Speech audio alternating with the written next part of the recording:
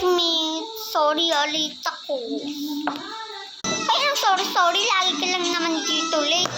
Tapos, ang pula pa lang yung lip tint mo. Oo nga, lagi ka lang naman dito. Tapos, masuri ka pa.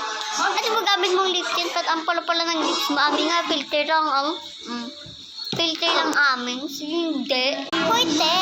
Akin, kahit walang lip tint. Ay, kahit walang filter. May lip tint. May iba pa. May glitters pa to.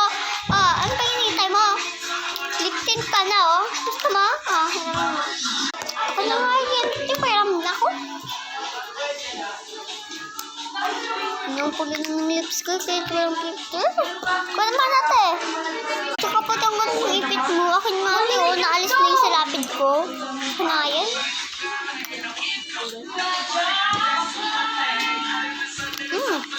Ganda siya, te. Hindi pa siya makati sa lips. Tapos, pag bata pa,